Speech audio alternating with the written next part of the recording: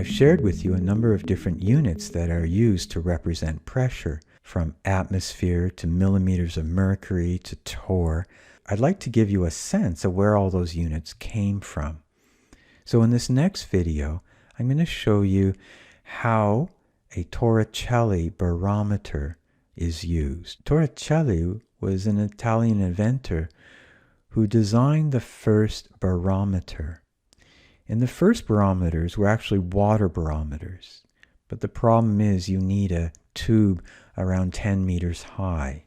So by using a liquid that's much more dense, like mercury, then one could set up a system where the tube is actually less than a meter in height. So it's actually quite convenient.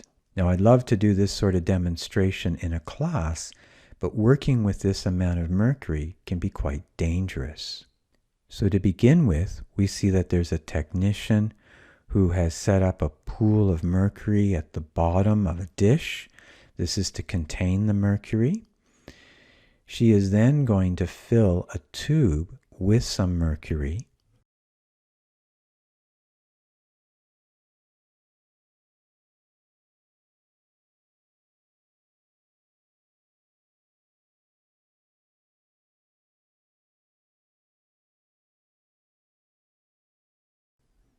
So once the tube is filled and inverted and placed into the dish, one of the things that you might expect is that the liquid in the tube is going to drop out as it's being pulled down by gravity.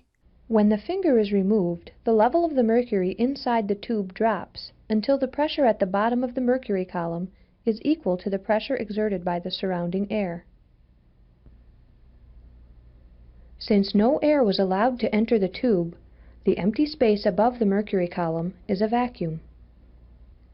We can measure the pressure exerted by the atmosphere by measuring how high the mercury column rises above the level of the mercury in the dish.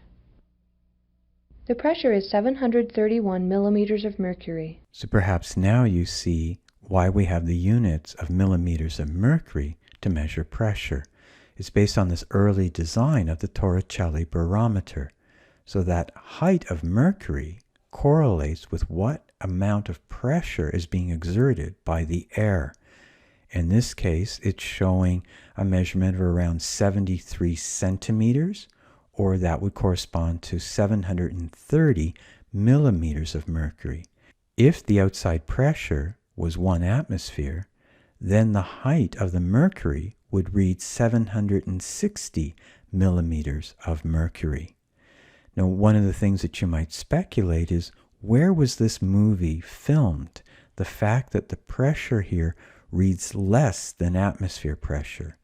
I speculate that it was filmed in some laboratory at higher elevation, and this would explain why atmospheric pressure is less than what we'd expect at 1 atmosphere and at sea level.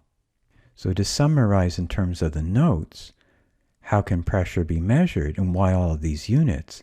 Well, as mentioned, Evangelista Torricelli invented this barometer. Here's a diagram. And once again, it's this idea that air pressure is supporting this column of mercury. This column of mercury, when air pressure is at 1 atmosphere, will be a height of exactly 760 millimeters of mercury. And so this is why we would have these sorts of units. So normal atmospheric pressure at sea level is considered to be 1 atm. And note, that's not one significant figure. This is considered to be an exact value, which corresponds to 760 millimeters of mercury, which in turn corresponds to 760 torr, which of course is after Torricelli. In turn, this has been calibrated to also equal 101.3 kilopascals. Finally, as we will often be working in units of bar, we know that 1 bar is equal to 100 kilopascals. All of these conversions are found on your formula sheet, and we will practice with this as we do different sorts of problems.